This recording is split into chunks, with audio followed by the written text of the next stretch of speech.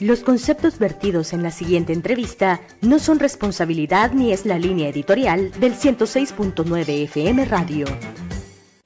La entrevista, el punto de vista de los profesionales en temas de interés nacional e internacional. Profesionales en temas de interés nacional e internacional. ¿Los yihadistas son rebeldes? ¿O acaso son héroes de la libertad? ¿O por el contrario, son terroristas desalmados? Pues para la prensa de Occidente, mire usted, depende. Si el periódico que usted está leyendo les llama terroristas, puede usted dar por seguro que ese periódico rechaza a los yihadistas. Si por el contrario les llama rebeldes, puede usted dar por seguro que, como poco, ese periódico empatiza con los yihadistas e incluso puede que les tenga cierta simpatía. ¿Cómo es posible que la prensa de las sociedades democráticas pueda oscilar en una cuestión así? Pues mire usted, porque la mayor parte de la prensa responde a intereses poco confesables. Para la mayor parte de los medios occidentales, los yihadistas pueden ser, en función del momento, de las circunstancias y sobre todo de las necesidades del campo ideológico de la OTAN, una cosa y su contrario. Los muyahidines que combatían contra la Unión Soviética en Afganistán, esos eran héroes de la libertad, a los que incluso llegó a acompañar Rambo en una de sus películas.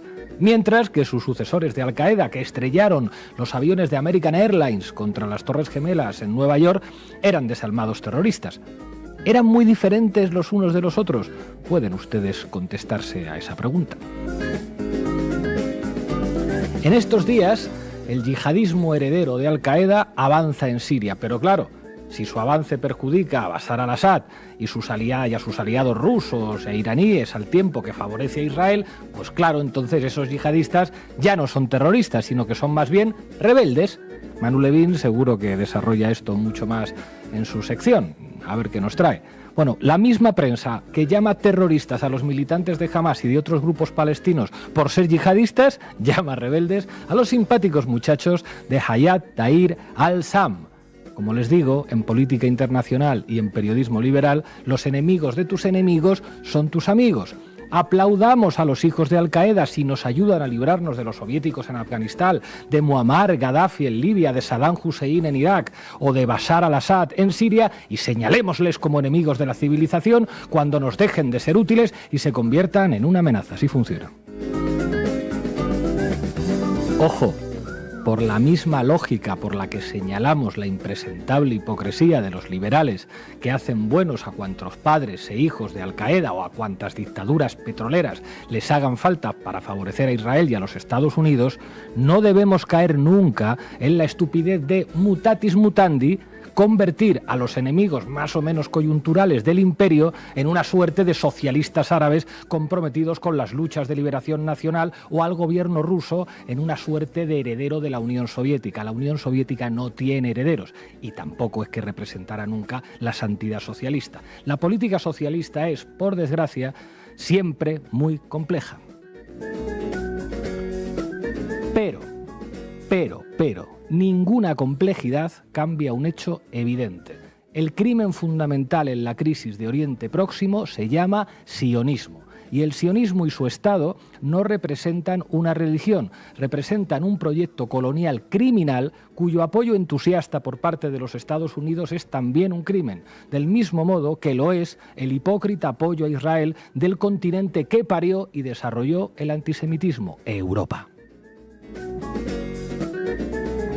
Las relaciones internacionales son complejas, sí, y por eso aquí vamos a intentar explicar esa complejidad, pero sin dejar de tener clara una evidencia: que la defensa de la causa palestina es hoy la mejor expresión de la decencia en las relaciones internacionales. Bienvenidos y bienvenidas a La Base. La Base, con Pablo Iglesias, Irene Zugasti, Manu Levin e Ina Afinogénova. Bueno, hoy en La Base hablamos de Siria. Irene Zugasti, ¿qué nos tienes preparado? Bueno, pues vamos a analizar la actualidad, lo que ha pasado los últimos 5 días en el terreno y dilucidar cuánto hay de realidad en los titulares y cuánto hay de propaganda. Bueno, como trataba de decir en la introducción, parece que hoy la prensa, a los que ayer llamaba terribles yihadistas terroristas, hoy les llama rebeldes. Enseguida lo veréis. Vamos a poner unos cuantos ejemplos, vamos a tirar de ese hilo que planteabas en el editorial y vamos a comprobar cuál es la empresa de comunicación en español más empeñada en pintar de colorines a estas hermanitas de la caridad. Ina Fino Génova, cuéntanos. Vamos a dar un contexto más amplio de todo lo que estaba pasando en Siria desde 2011 y antes, cómo empezó, quién estuvo involucrado, los actores foráneos y todo eso que es tan necesario cuando repasamos lo que sucedió este fin de semana, ¿no? Hoy además vamos a contar con Eduardo García de Descifrando la Guerra y del Consejo Editorial de Canal Red. Arrancamos, Xavi. La base de datos. Informa Irene Zugasti. Todo tuyo, compañera. El conflicto en Siria se descongela ante nuestros ojos y trae de vuelta al foco un escenario quizá de los más determinantes para comprender cómo hemos llegado a la situación actual, no solo en Oriente Medio, sino en el tablero geopolítico internacional. Después veremos antecedentes y el peso de los titulares como arma de guerra, pero vamos ahora con la actualidad. El pasado 27 de noviembre, el grupo islamista Hayat Tahrir al-Sham, vamos a llamarlo por sus siglas, HTS, iniciaba en Siria la operación que bautizó como disuasión de la agresión y que puede considerarse la ofensiva más intensa y violenta en los últimos años contra el ejército árabe sirio.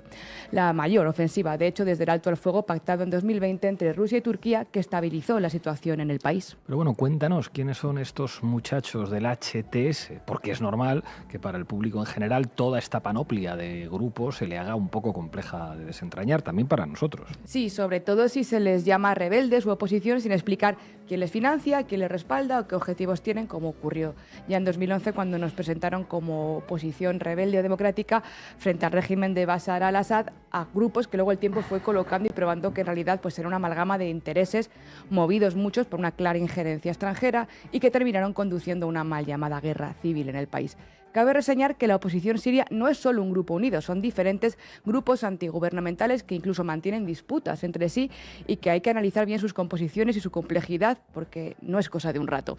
El caso es que este HTS puede traducirse literalmente como Comité Organización de la Liberación del Levante y es una filial de Al-Qaeda en Siria, precedente de lo que solía llamarse el Frente al-Nusra.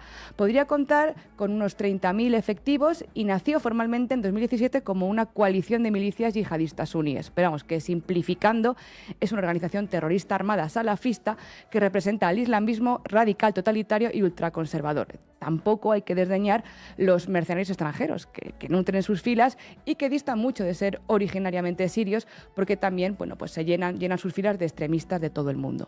La operación llevada a cabo estos últimos días en Damasco no es casual, ha demostrado ser un movimiento altamente planificado en la que participan también varias facciones del llamado Ejército Nacional Sirio, el SNA, no confundir con las fuerzas gubernamentales, las Fuerzas Armadas Árabes Sirias, que son grupos armados apoyados por Turquía, además del HTC. La cuestión es cuánto tiene este ataque de golpe de efecto real, rápido y bien coordinado para desestabilizar Siria y cuánto tiene de narrativa, de propaganda, sin tanto impacto regional como el que muchos le auguran. Pues para eso volvemos al día 27 de noviembre. Los rebeldes iniciaron su ofensiva ese día coincidiendo con la entrada en vigor de la frágil tregua de Israel en el Líbano. En las primeras 10 horas de combate, el HTS avanzó con mucha rapidez en el oeste de Alepo y el ejército sirio reaccionó con bombardeos de artillería y reforzando sus líneas defensivas alrededor de la ciudad. También intervino Rusia con ataques aéreos limitados. Recordemos que la intervención directa de Rusia en la guerra siria en septiembre de 2015 fue el punto de inflexión en el conflicto y la principal garantía de seguridad y diplomática para el mantenimiento del poder de Bashar al-Assad. En la segunda jornada de esta operación, los islamistas tomaron una autopista fundamental, que es la que conecta Alepo con Damasco, además de abrir un segundo frente en el noreste, en Idlib. El tercer día de ofensiva, entrando ya el fin de semana, llegaron a alcanzar el centro de Alepo y en las redes comenzaron a circular imágenes donde se veía a los islamistas en la ciudadela histórica, alrededor de edificios gubernamentales y también circulaban vídeos de secuestros y de ejecuciones de prisioneros de guerra. Recordemos que Alepo es la ciudad más poblada de Siria y cuenta hoy con algo menos de 2 millones de habitantes. Es considerada por muchos como su capital económica y fue uno de los escenarios más duros de la guerra durante varios años. Actualmente se encuentra en un proceso de reconstrucción, ya que sufrió importantes daños en su patrimonio histórico y en su infraestructura.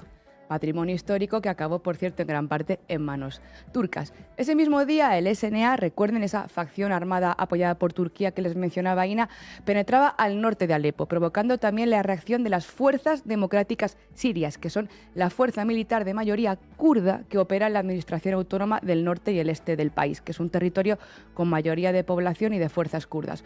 Ellos son un elemento clave también en este rompecabezas regional. Y este domingo, en un comunicado, esas fuerzas democráticas sirias, normalmente llamadas por sus siglas en inglés, las SDF, llamaban a la movilización general en la región, incluyendo a kurdos, árabes, sirios, asirios, armenios, circasianos, para que se alistaran en sus filas en lo que ellos consideraban literalmente una agresión del ejército de ocupación turco con el objetivo de conquistar todo el territorio sirio. Que los kurdos entren en combate es también significativo, ya que las SDF que combatieron al Daesh contaron en sus inicios en Siria con el apoyo de los Estados Unidos y simpatías occidentales.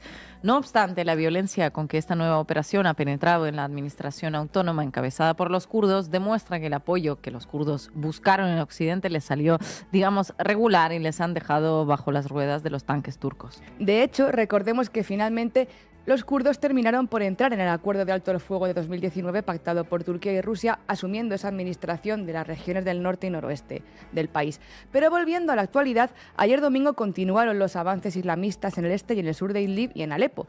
Y durante todos estos días, los llamados rebeldes, los islamistas, han utilizado tácticas de guerrilla e incluso se han hecho explotar coches bomba para romper las primeras líneas de defensa. Esta mañana nos levantamos con un escenario que continuaba siendo crítico, aunque es complicado, como decíamos, discernir entre la propaganda y el impacto real de la situación en el terreno. Parece, según varias fuentes, que la mayor parte de la ciudad de Alepo está ahora bajo control de los islamistas radicales, incluyendo el aeropuerto, zonas industriales y zonas administrativas.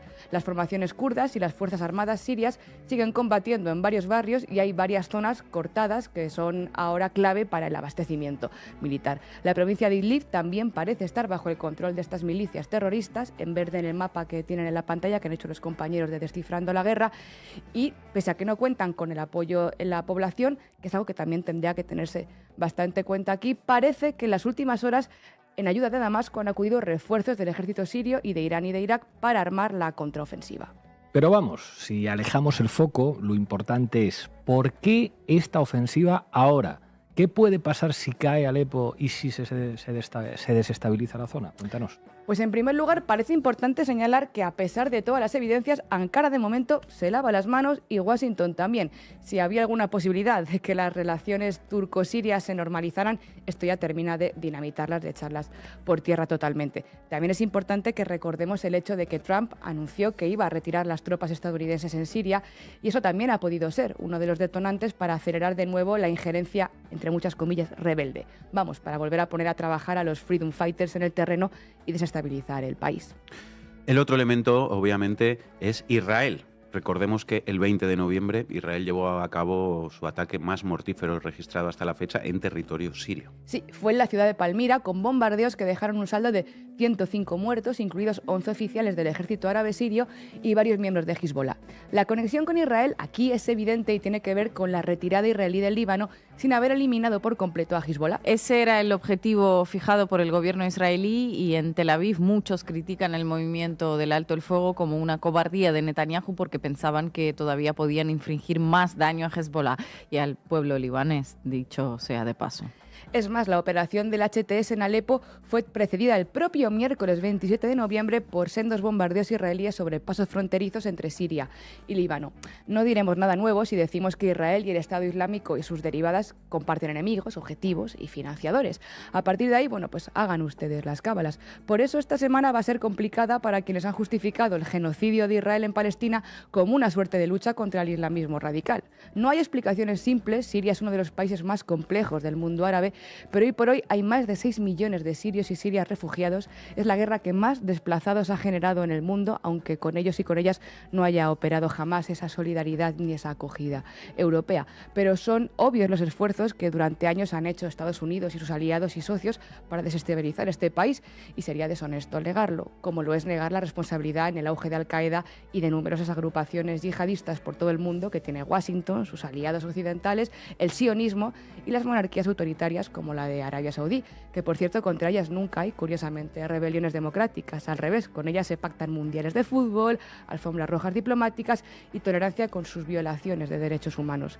Nos mintieron sobre Gaza, nos mintieron sobre Irak, nos mintieron sobre Libia, nos mintieron sobre Ucrania, así que al menos mantengamos una posición crítica sobre Siria y que no vuelvan a vendernos como libertadores a los experimentos más radicales y destructivos de cada casa, alimentados para convertir países en estados fallidos y campo arrasado, instaurando a veces algo mucho peor todavía de lo que decían combatir. Bueno, de momento, esta ofensiva cuenta 350 muertos y 14.000 personas abandonando sus hogares, según las Naciones Unidas. Por cierto, que hoy el SIPRI, el Instituto Internacional de Estudios para la Paz de Estocolmo, publicaba que en Oriente Medio los principales productores de armas siguen batiendo récords de enriquecimiento a costa de Gaza y Ucrania. A la cabeza, las empresas fabricantes de Israel y de Turquía. Lo dicho, ¿a quién les haré a cuenta la guerra? Hagan ustedes sus cálculos. Gracias, Tugasti. Los ataques se hicieron demasiado duros para seguir viviendo allí. Los cohetes, los bombardeos y los aviones por un lado y los drones por el otro. Nuestros hijos estaban aterrorizados. Incluso antes de estos últimos ataques y contraataques aéreos, Siria ya enfrentaba una de las mayores crisis de refugiados del mundo. Según la ONU, más de 7 millones de personas siguen desplazadas en el interior del país a causa de la guerra civil. Manu Levín, adelante. ¿Qué tal, Pablo? Vamos, compañeros. Titulares al banquillo. El análisis mediático de Manu Levín.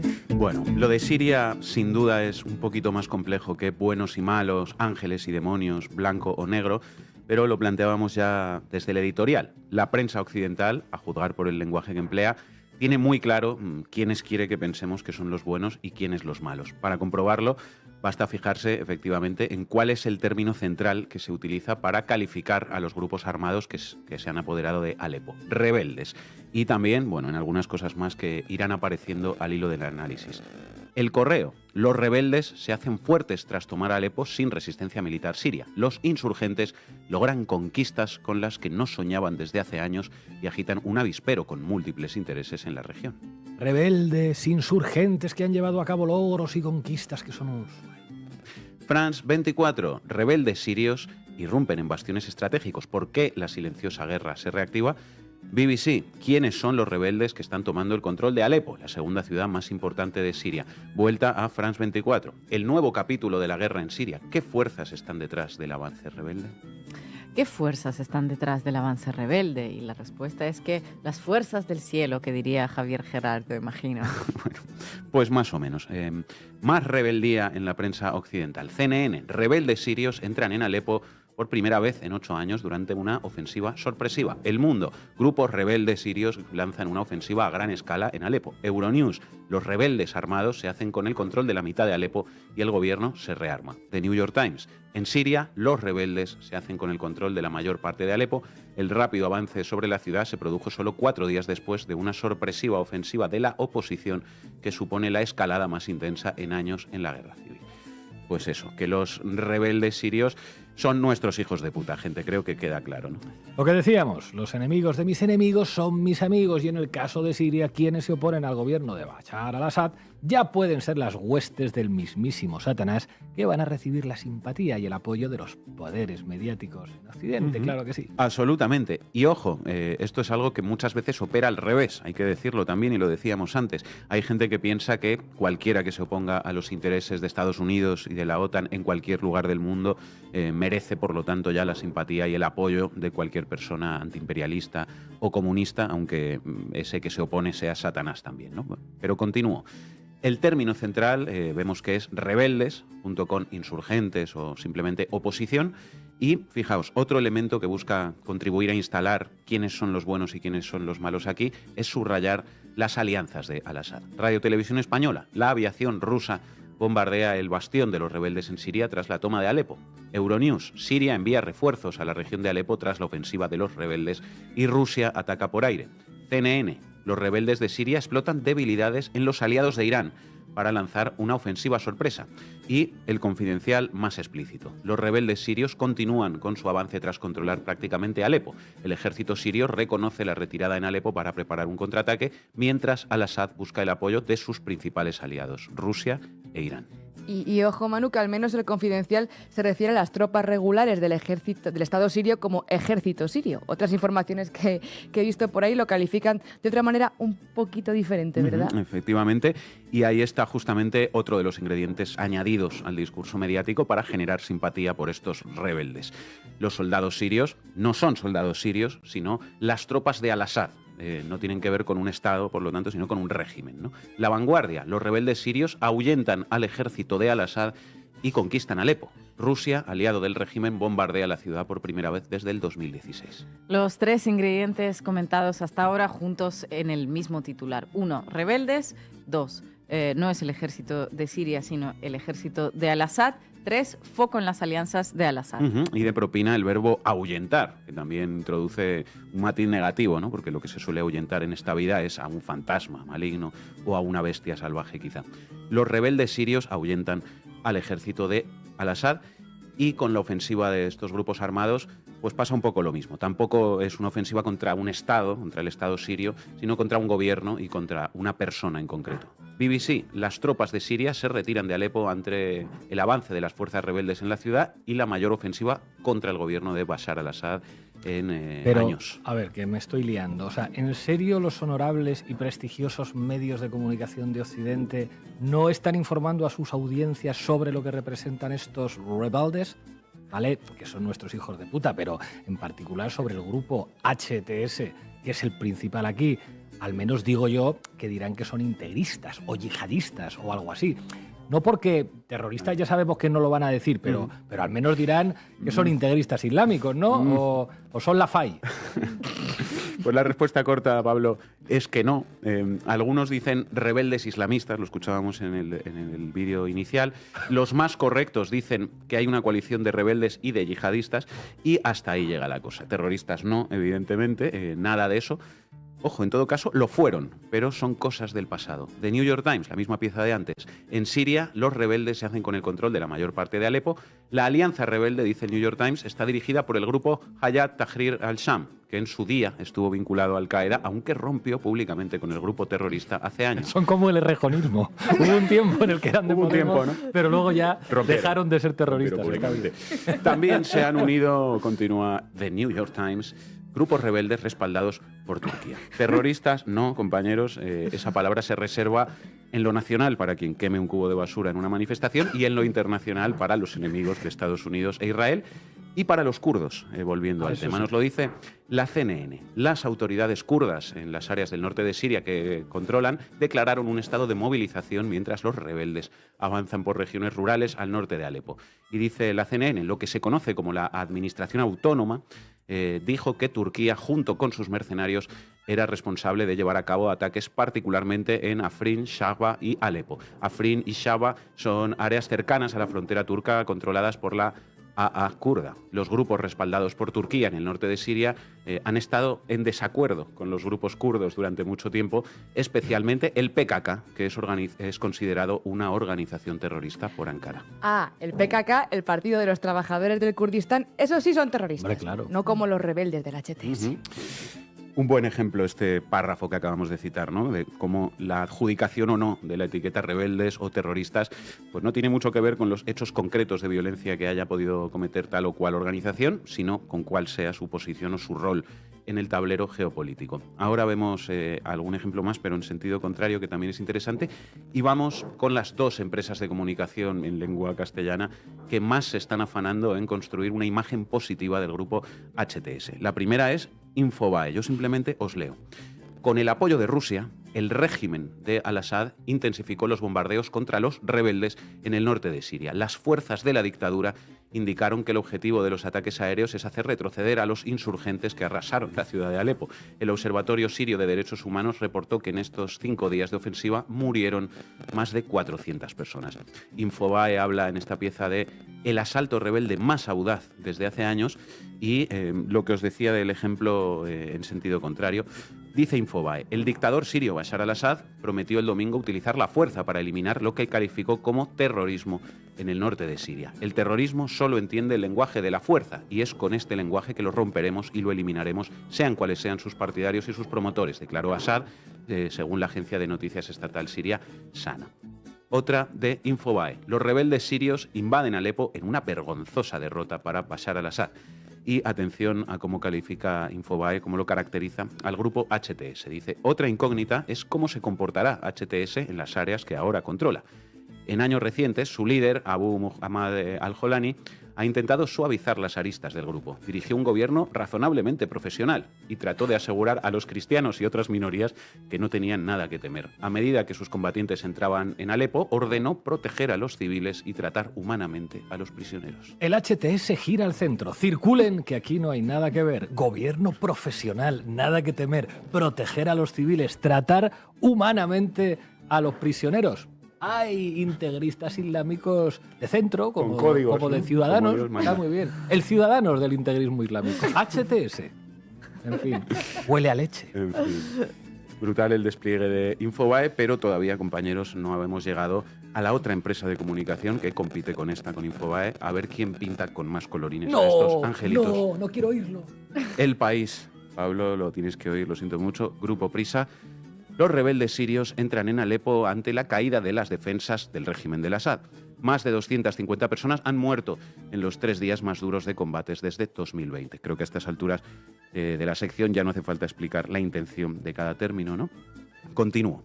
En menos de 3 días de combates y ante la caída de las defensas del régimen de Siria, el grupo salafista Hayat Tahrir al-Sham, HTS, y otras organizaciones rebeldes aliadas han logrado penetrar en Alepo.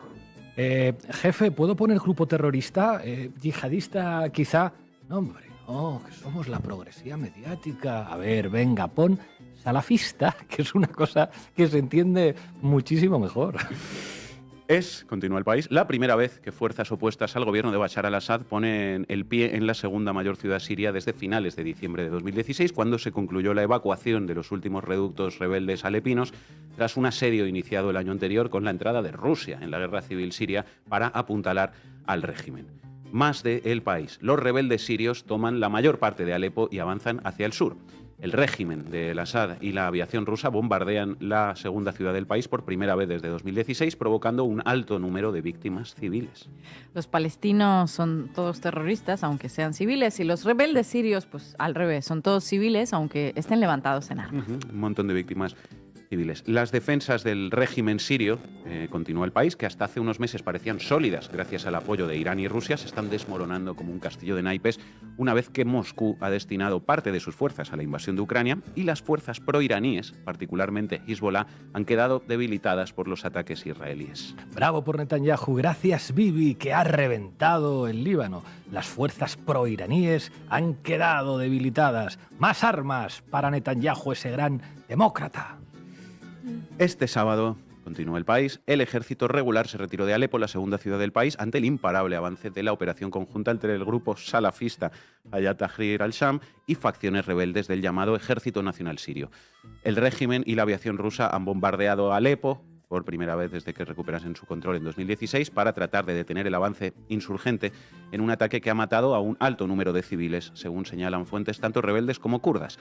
En represalia por los avances de las fuerzas de oposición, los cazas sirios y rusos, como es habitual, se han cebado atacando a los civiles, denunció una fuente local desde Alepo consultada por este diario. Prometemos salvaguardar las vidas y las propiedades y preservar los derechos de todos los ciudadanos en las zonas liberadas, afirma un comunicado firmado por el gobierno de Salvación, que controla la provincia de Idlib y está dominado por HTS, y el mando de la operación Disuadir la Agresión, como se ha bautizado la ofensiva lanzada este miércoles y que en principio, dice El País, estaba destinada a alejar el frente de las zonas más pobladas bajo control rebelde tras el incremento de los ataques rusos y del régimen sirio. Pues entonces no sé qué es lo que preocupa tanto, si todo está pensado para proteger a la gente, alejando el frente de las zonas más pobladas. ¿Cuál es el problema, Manu? Todo es para proteger a la gente que además no entiende bien y está cegada por el odio. El País, a pesar de los llamamientos rebeldes de que se respetará a la población, miles de civiles han huido de Alepo. 14 años de guerra civil y matanzas han exacerbado los odios entre la población que apoya a cada bando. No hay que ser rencorosos y no hay que odiar gente, no hay que odiar tanto, que además El País dice que HTS ya ha insistido en que respetará a la población y no hay por qué desconfiar de esto, ¿no? Son gente seria y pragmática. El objetivo del régimen, dice El País, al entregar sus posiciones a los kurdos es que haya enfrentamientos con los rebeldes islamistas, pero creo que se pueden prevenir, porque ahora HTS es mucho más pragmático y se podría llegar a un acuerdo para compartir la ciudad entre rebeldes y milicias kurdas, asegura a este periódico El País Jaled Hoya, expresidente de la Coalición Nacional Siria, la principal coalición opositora. En fin, El País volviendo a demostrar que es uno de los periódicos de este país más belicistas y más condicionados por la geopolítica, como ya venía haciendo sin descanso con respecto a la guerra en Ucrania o al genocidio en Palestina, al que llama El País conflicto árabe-israelí. Eso los días en que no se alegra, como hoy, de que Netanyahu haya debilitado a las fuerzas proiraníes, ¿no? Bueno, decía al principio que al contrario de los términos tan cargados que aplican todos estos poderes mediáticos, lo de Siria seguramente es un poquito más complejo, y constatar que los llamados rebeldes de HTS no son un grupo que merezca ningún apoyo, pues no significa necesariamente una adscripción a lo que representa al-Assad. Quiero acabar en este sentido leyéndoos algo que ha publicado el activista libanés Diyab Abu Yahya, fundador, director de la Fundación Hind Rajab, una asociación pro-palestina al que de hecho entrevistamos hace un par de días en Diario Red sobre el genocidio en Gaza. Dice esta persona, apoyé la revolución siria desde el primer día, sabiendo los riesgos y las consecuencias que traería consigo. Me llamaron sionista y colaboracionista por apoyar al pueblo contra la opresión. Las amenazas me obligaron a abandonar el Líbano, en parte debido a esta postura. Hoy sigo oponiéndome a Assad porque es innegablemente un criminal de guerra, dice este activista libanés. No me importa lo que sus partidarios piensen de mí. Dicho esto, lo que está sucediendo ahora no es una revolución, sino una insurgencia yihadista financiada y dirigida por la CIA para servir a los intereses de Israel. El objetivo es cortar las líneas de suministro de la resistencia libanesa y desestabilizar aún más la región. Esas facciones, escisiones de Al-Qaeda y del Estado Islámico que ahora avanzan hacia el sur, son peores que Assad o Putin. Son fascistas, incapaces de defender la justicia o los derechos, que solo sirven a la agenda de subyugar a los pueblos de la región. Hay que derrotarlas, no por el bien de Assad, sino por Palestina, por la dignidad humana y por la humanidad misma. Quienes apoyan a estas facciones extremistas porque Assad es un criminal de guerra no se diferencian en nada, dice este activista, de quienes apoyaron a los nazis en los años 40 porque odiaban a Stalin. Ambos están equivocados y no ven el panorama general. Hacer frente a estos fascistas no es un respaldo a Assad, es una necesidad para la región y su gente para tener alguna esperanza de dignidad y justicia. Pues nos quedamos con esa reflexión y desde aquí seguiremos intentando informar con rigor, con honestidad y sin propaganda barata e inmoral. Otros no van a poder decir lo mismo. Gracias, Manu.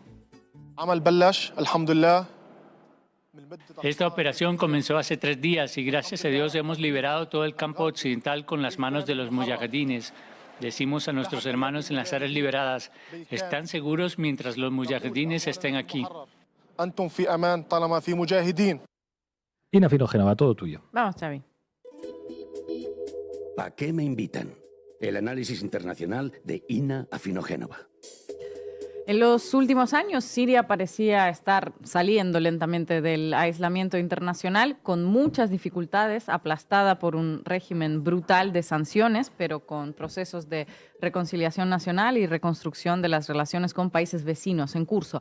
Regresaron a la Liga Árabe, varios países de la región reabrieron sus embajadas. El devastador terremoto que sufrió el país aceleró el proceso de normalización de las relaciones de Siria con otros estados, un fenómeno que algunos analistas bautizaron como Earthquake Diplomacy, la diplomacia del terremoto. ¿Por qué lo llamo fenómeno? Bueno, pues porque se volvieron a reunir y a estrecharle la mano a Bashar al-Assad, considerado paria en Occidente y aislado durante muchísimos años, algo que hasta ese momento parecía imposible. Parecía imposible porque las operaciones de propaganda y la simplificación del análisis de la situación que se hace en Occidente han reducido todo lo que estaba sucediendo en Siria a varias etiquetas.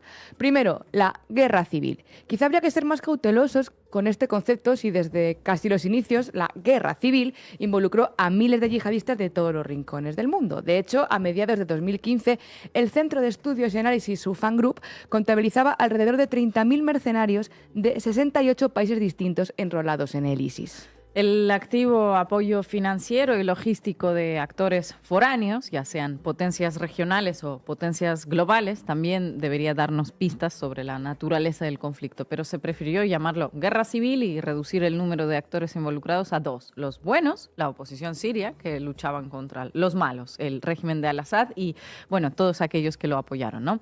El inicio de los levantamientos en Siria coincidió temporalmente con manifestaciones populares que hicieron tambalear en aquella época los regímenes en Egipto, Túnez y Yemen, por lo que lo metieron en el saco de lo que conocemos como primavera árabe. A partir de estos conceptos básicos se construyó todo el relato y esto es con lo que muchos nos quedamos, ¿verdad? Primavera árabe, protestas contra un régimen dictatorial a la altura del de Saddam Hussein, guerra civil, finalmente. Pero Siria es una sociedad que históricamente ha sido multiconfesional, una sociedad en la que convivían musulmanes suníes, chiíes, cristianos, judíos, en paz. Todas las confesiones valían exactamente lo mismo, aunque en algunos sectores había sobrerepresentación de algunos grupos en particular. Por ejemplo, la mayoría de los sirios, el 70% son suníes, pero el gobierno es controlado por los alawitas, que es una rama de los chiíes. Ha sido un estado aconfesional a lo largo de décadas, algo garantizado por el partido Baas en el poder. En 2011, los sectores suníes radicales, recordemos, una mayoría en un país aconfesional gobernado por la minoría alawí, liderados por los hermanos musulmanes, la oposición a Baas, toman las armas en la ciudad de Hama y comienzan una protesta que Al-Assad aplasta con un saldo de más de 100 muertos. Cuenta el profesor de la Universidad Complutense, Pablo Zapag, en su libro Siria en perspectiva, que muchos interpretaron que lo que se buscaba como resultado de esas revueltas no solo era el cambio de régimen, sino la transformación del Estado en uno confesional que se adhiera al Islam. Los sirios que combatieron en 2011 a favor del Estado no lo hicieron necesariamente en defensa del gobierno del Estado, ni del presidente de la República, ni del partido Baas. Lo hicieron a favor de la esencia de Siria, que es la multiconfesionalidad. Al mismo tiempo, muchos de los que combatieron a partir de 2011 y desde antes contra el gobierno lo hicieron en contra de un Estado garante de esa multiconfesionalidad, ser partidarios del panislamismo. Esto cuenta Sapa. Eso es, y eso no quita que las protestas no incluyeran reivindicaciones más que legítimas, ¿no? Reclamos de cambios políticos, económicos, ampliación de derechos, menos presencia de servicios de inteligencia en todas las capas de la sociedad, algo que ha definido Siria a lo largo de años. Por primera vez en muchos años, el gobierno de la familia Assad, que llegó al poder de la mano de Hafez al-Assad, el padre de Bashar al-Assad, en 1971, vio amenazada su continuidad. Quien se le opuso se agrupó bajo la denominación de Ejército Libre Sirio, o lo que conocemos en estas latitudes como rebeldes u oposición siria a secas. Pero esa oposición abrió la puerta a muchos grupos radicales que no buscaban mayores derechos o mejoras económicas y sociales, sino básicamente el establecimiento de un emirato, un califato. Vamos, que al igual que en otras latitudes, algo que empezó como una manifestación de hartazgo por las arbitrariedades y el autoritarismo terminó instrumentalizado por actores con su propia agenda, no necesariamente siria, sino más bien transnacional. Igual que sucedió años antes en Afganistán, donde los Freedom Fighters, financiados por Estados Unidos, parieron a Al-Qaeda, que a su vez dio vida al Estado Islámico. Y bueno, bajo el paraguas del Ejército Libre Sirio surgieron diferentes grupos radicales que no habían tenido ninguna representación política ni institucional en Siria antes de la guerra. Ramificaciones del ISIS, yihadistas como Jebhat al-Nusra, Ahrar al-Sham, Sukur al-Sham y en definitiva toda una internacional terrorista que buscaba instaurar el califato islámico en esos territorios y más allá, a los que, bueno, se unieron mercenarios extranjeros procedentes de países de Asia Central, Irak o del sur de Rusia, todo un entramado de organizaciones, algunas enemistadas entre sí, que los grandes medios de información solían agrupar con la etiqueta de rebeldes o a los que había que, bueno, apoyar para derrocar al régimen de Al-Assad. Sobre 2015 contaban con decenas de miles de efectivos en sus filas, armados hasta los dientes y con potencias extranjeras involucradas en el conflicto. Algunas apoyando a eso que se llamó los rebeldes, efectivamente, y otros al gobierno de Al-Assad, que en 2015 controlaba menos de la cuarta parte de los territorios del país. Estados Unidos y Turquía apoyaron a la oposición. Estados Unidos de facto controla los pozos petroleros de Siria hasta el día de hoy y Turquía se metió para asegurarse de que los kurdos nunca tuviesen un estado limítrofe con sus fronteras. y Rusia e Irán, por su parte, prestaron apoyo al régimen de al-Assad. Así que, como ves, para hacer una guerra civil, la de Siria involucró a demasiados actores internacionales que la aprovecharon cada uno para sus propios intereses. No nos podemos olvidar de la posición geoestratégica del país como un puente directo entre Europa y Asia, de su salida al Mediterráneo ni de sus recursos naturales. Así que mientras Turquía aplastaba a los kurdos, Estados Unidos financiaba al ejército libre sirio y todo ese magma que el ejército libre sirio agrupaba, y Rusia comenzó en 2015 su primera operación especial militar, aérea, eso sí, fuera de sus fronteras. Dentro del país, dentro de Rusia, esto se explicó, esa intervención, por la necesidad de prevenir la llegada de los yihadistas a Rusia, ya que muchos de los que se unieron a las filas del ISIS eran oriundos del sur de ese país. Y así la resistencia de al-Assad a lo largo de tantos años y el hecho de que no corriera la misma suerte que Muammar al-Gaddafi se debe en gran medida al apoyo de la aviación rusa y al apoyo iraní.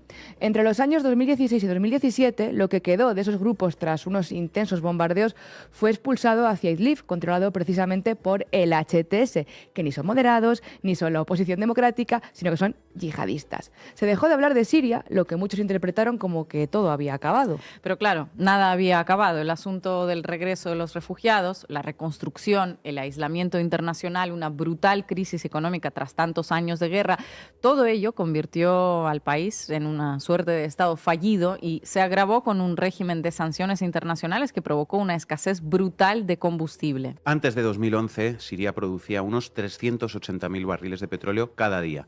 Con ello no solo cubría las necesidades del país, sino que también exportaba. En los últimos 10 años la producción se desplomó porque los pozos los controla Estados Unidos y la importación de hidrocarburos en Siria está bajo sanciones de la Unión Europea y Estados Unidos. Ya sabéis, esas sanciones que no afectan a los civiles, solo a los regímenes gobernantes.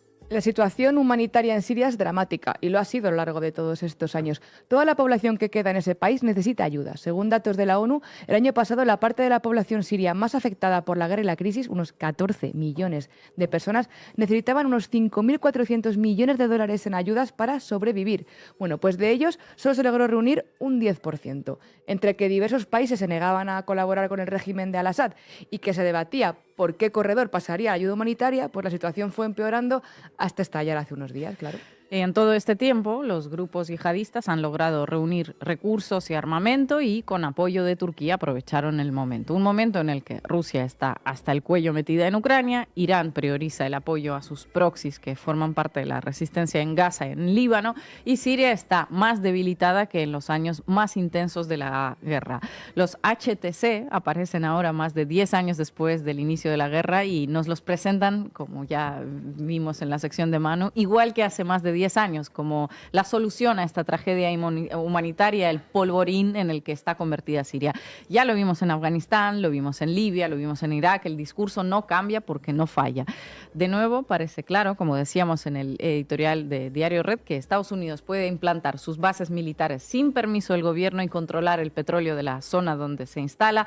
Turquía puede intervenir en el país y, al unísono con las monarquías árabes, todos ellos pueden apoyar a grupos extremistas que destruyen vidas y patrimonio histórico y que llevan a un país entero al abismo. Y hace tiempo que nadie piensa en el daño que esto hace a Siria como país, a su gente y a sus distintas etnias. La geopolítica siempre por encima de todo. Gracias, compañera. Espacios como este siguen adelante, no hay que rendirse. La Base se emite en la televisión pública colombiana y queremos pedirles un favor. Suscríbete al canal de Pablo Iglesias ahora. Hoy nos acompaña en La Base Eduardo García, miembro de Descifrando la Guerra, también del Consejo Editorial de Canal Red. Eduardo, muchísimas gracias por atender una vez más a La Base. ¿Qué tal? ¿Cómo estáis? Cuéntanos, ¿qué representa esta ofensiva en términos tácticos para Israel? Bueno, pues tiene varias aristas. El primero es una arista, digamos, narrativa o de desviación del foco. En dos vertientes. La primera, en la vertiente más personalista, ¿no? El hecho de que ahora se vuelva a poner el foco en al-Assad, en Bashar al-Assad, y de hecho muchos medios de comunicación, como hemos estado viendo, pongan foco en responder nuevamente a esa pregunta de quién es el tirano Assad, instalando, bueno, pues desvía el foco del hecho de que, como hemos sabido, recientemente se ha metido una orden de captura de Benjamín Netanyahu que buena parte de los estados europeos están debatiendo o han estado debatiendo si cumplirían o no. Hemos estado, de hecho, siguiendo cuáles acatarían y cuáles no. En ese sentido, ya tiene el foco desviado, es decir, Netanyahu, gracias a este movimiento de HTS y otras organizaciones, deja de estar en el principal foco de atención en términos personales y además desvía también el foco de lo que está ocurriendo en Gaza. Y esto es particularmente importante. Cuidado, porque algunos medios de comunicación estaban planteando que con el alto el fuego en Líbano se había logrado una victoria estructural de la paz en Oriente Medio. Ese alto el fuego que recientemente había anunciado Netanyahu en relación con Hezbollah, o que habría acordado con Hezbollah. Sin embargo, aquí habíamos comentado, bueno, es un alto el fuego primero coyuntural, 60 días, coincide temporalmente con la llegada o con la asunción de Trump como presidente de Estados Unidos y además sirve para que el ejército de Israel se pueda rearmar y además pueda poner el foco operacional en Gaza, es decir, pueda avanzar más rápido en su genocidio en la Franja de Gaza y preparar una mayor velocidad para la colonización de Cisjordania. Ahí también consigue un desvío del foco y en términos operativos es también importante. Al final hay que hacer también una de las lecturas más con vista de halcón, ¿no? ¿Por qué le interesa a Israel que el gobierno de Bashar al-Assad no consolide el control del total del territorio? Bueno, pues porque la inestabilidad que existe en Siria es el elemento que posibilita la presencia de Estados Unidos en la zona este del país, en la zona este de Siria, al este del Éufrates. Y esa presencia de Estados Unidos allí, además de revertir un control por parte de Washington de los recursos petroleros allí, es importante también porque sirve como un elemento de vigilancia de lo que sería una vía natural de desplazamiento de recursos, de logística, incluso de municiones, de armamento, desde Irán, la cabeza del eje de la resistencia, hacia sus actores aliados, por ejemplo el Líbano, principalmente Hezbollah. Por eso es importante para Israel. No el hecho en sí que hemos visto hoy, sino sobre todo que la posibilidad de una estabilización del gobierno sirio de Bashar al-Assad se aleje es una buena noticia para Israel, primero, porque impide que se consolide el control total de un gobierno que es aliado de Irán, como es el gobierno de Bashar al-Assad, y segundo, operacional, porque posibilita esa inestabilidad, que Estados Unidos siga teniendo el control de ese este del país, siga teniendo presencia y siga pudiendo hacer de vigilante para impedir o al menos limitar el paso de logística y de recursos desde Irán hacia actores del eje de la resistencia, particularmente en este caso, hacia Hezbollah en el Líbano. ¿Qué tal, Edu, compañero? Gracias por estar en la base. Yo quería preguntarte, porque hemos leído varios análisis que hablan de que, bueno, que en realidad esto tiene más de operación de propaganda o comunicativa que de posibilidades reales de desestabilizar Siria en el terreno, o que en realidad está como más dirigido a agitar el avispero. ¿Tú cómo lo valoras? Bueno, hay que ser cautos aquí, es decir, apenas no ha pasado ni siquiera una semana, todavía es pronto para valorar, pero lo cierto es que en el terreno hay avances ya concretos, más allá de la narrativa, es decir, los avances en la ciudad de Alepo son avances históricos en el marco del conflicto, en el marco de la guerra en Siria. Es cierto que el ejército árabe sirio, es decir, el ejército oficial, digamos, del Estado sirio, al que se le ha venido a llamar en algunos medios el ejército de al-Assad, eso no es técnicamente correcto, ¿no? En realidad es el ejército oficial del Estado sirio y por consiguiente el ejército bajo mando de Bashar al-Assad en tanto titular de la jefatura del Estado, del gobierno en Siria. Ha conseguido este ejército árabe sirio impedir que, al menos por ahora, que las tropas de HTS, de SNA también, avancen en torno a la ciudad de Hama, que es la sexta ciudad más importante de Siria. Es decir, tenemos por ahora un elemento concreto ya específico y muy importante, que es el avance de las tropas de Hayat Tahrir al-Sham y también de SNA en torno a la ciudad de Alepo, avances históricos, pero también tenemos que por ahora el ejército árabe sirio ha impedido que estos grupos avancen en torno a la ciudad de Hama. También el ejército árabe sirio ha perdido una importante materiales militares en estos últimos días. Claro, porque pierdes el control de la ciudad de Alepo y eso te revierte pérdidas muy importantes en términos de recursos militares. Eso es una de las cosas que explica también por qué Rusia habría vuelto a bombardear o ha vuelto a bombardear Alepo tantos años después, además del hecho en sí, ¿no?, de la avanzada de estos grupos. En fin, se trata de un conflicto en el que estamos viendo avances importantes. Es crucial tener el mapa en mente para entenderlos. Por ahora es pronto, pero sí, desde luego lo que tenemos ahora tiene mucho de narrativa, eso no nos cabe la menor duda, porque ya sabemos que los enemigos del imperio son los amigos de Estados Unidos y de sus narrativas internacionales, pero es que además en el terreno tenemos elementos importantes. Alepo ya es un avance histórico y otros no avances o otras resistencias del ejército árabe sirio, como la que ha tenido la ciudad de Hama, también es muy importante. Buenas tardes, Eduardo, ¿cómo estás? Siguiendo con otras caras de este conflicto poliédrico, ¿cuál es el papel en todo esto de Turquía, por un lado, y de los kurdos, por otro lado?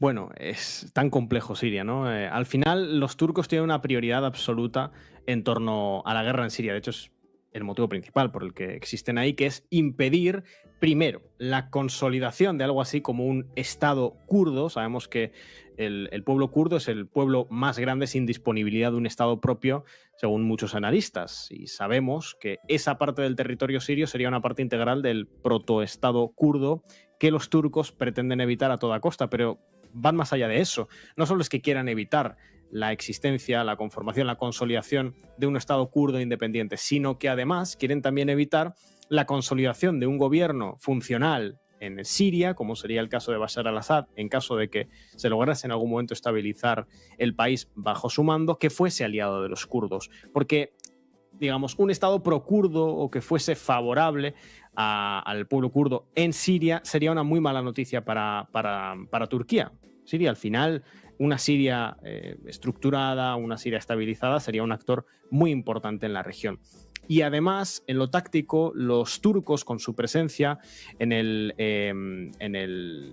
noroeste de Siria, lo que intentan es establecer una zona de amortiguamiento también contra los kurdos. Esa es la razón de su presencia. Y es decir, están con presencia en la parte noroeste de Siria justamente para contener ahí al pueblo kurdo y evitar que el problema kurdo o el asunto kurdo, que sabemos que vía violaciones sistemáticas de derechos humanos se les ha expulsado de ahí, llegue de nuevo al interior del territorio turco. Por tanto, sí, es muy importante para Turquía el conflicto sirio y es muy importante también para los kurdos. Los kurdos, además, juegan un papel decisivo, han sido aliados, por ejemplo, de Estados Unidos, son aliados de otros actores, y no solo por su relación con Turquía, sino por su papel activo, por ejemplo, en su momento, en la lucha contra ISIS, en la lucha contra Daesh, han jugado un papel muy importante, lo que decías tú, ¿no? Es un conflicto de muchas caras, una de las cuales es el conflicto entre los kurdos y los turcos, para lo cual Siria es importante, yo diría que fundamentalmente por ese papel o ese territorio que los turcos quieren consolidar como zona de amortiguación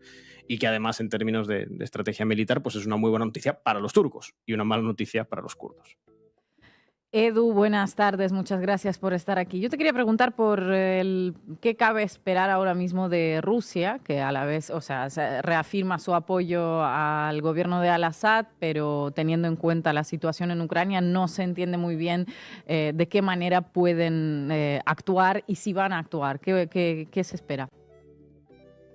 Bueno, claro, es que todo lo que es la política exterior rusa está cruzada en todo momento y la defensa de sus intereses más allá de sus fronteras está sistemáticamente atravesada por el hecho de la guerra en Ucrania, por la cantidad ingente de recursos militares e incluso económicos que la guerra en Ucrania, que el sostenimiento del esfuerzo de guerra en Ucrania le supone al Estado ruso. Dentro de Siria, el Estado ruso tiene intereses importantes. La relación entre Rusia y Siria, que se remonta ya a los tiempos de la Unión Soviética, ha sido siempre muy importante. El vínculo con el gobierno de Bashar al-Assad es también muy importante. Y además es que, concretamente, Rusia tiene la base naval de Tartus, que es un enclave decisivo para los intereses estratégicos que Rusia quiere jugar, por ejemplo, en el Mediterráneo. Más allá de ello, bueno, lo que podemos esperar en términos, por ejemplo, narrativos es efectivamente un doble rasero espectacular, porque se habla mucho de la intervención de Rusia como una defensa activa de sus intereses en Siria, que es cierto, porque por eso Rusia tiene la alianza que estableció con Bashar al-Assad y por eso Rusia se involucra en el conflicto, por ejemplo, con bombardeos en Alepo, porque no puede permitirse perder la base naval de Tartus. Pero al mismo tiempo, ese es el mismo motivo por el que Estados Unidos tiene presencia a día de hoy en el este de Siria, para conservar esas bases operacionales que tiene en torno al este del Éufrates, que son importantes, lo hemos dicho antes. Primero, porque suponen un activo, por ejemplo, petrolero muy importante. Algunas de esas bases están construidas sobre pozos o sobre reservas petroleras muy importantes. Y además porque suponen un enclave crucial para impedir el trasvase de recursos desde Irán hacia otros actores del eje de la resistencia. Rusia, vamos a ver hasta cuándo puede dar. A Rusia, por supuesto, en el momento actual de la guerra en Ucrania y teniendo que hacer, digamos, o sostener las avanzadas que está logrando, por ejemplo, en Donetsk, para tener una buena mano negociadora cuando toque, en efecto, negociar con Occidente, con Estados Unidos, necesita que el resto de los escenarios donde tiene presencia militar pues estén lo más calmados posibles. Lo que pasa es que al final, claro, uno no maneja aquellos enclaves en los que tiene una influencia. Hay muchos actores, Rusia va a tener que responder a este avance, a Rusia le interesa que el ejército árabe sirio lo antes posible consiga estabilizar los distintos frentes, está por ver si lo consiguen, se juega mucho, yo no creo que Rusia deje de lado al gobierno de al-Assad, por la relación histórica, por lo que significa también para Irán y por la importancia que tiene la base naval de Tartus. De hecho, hemos visto una declaración por parte de Rusia e Irán significando que sostienen el apoyo explícito al gobierno de Bashar al-Assad. Lo que pasa es que si la guerra en Siria se intensifica y se prolonga, vamos a ver si esa posición de apoyo inexpugnable a Bashar al-Assad pudiera llegar a cambiar. Por ahora no está encima de la mesa. Eduardo García, muchísimas gracias por atender una vez más a La Base. Llegamos al final del programa. Os vamos a dejar con un poquito de ironía por aquello de que al mal tiempo buena cara con Yo soy rebelde, de Janet. Hasta mañana.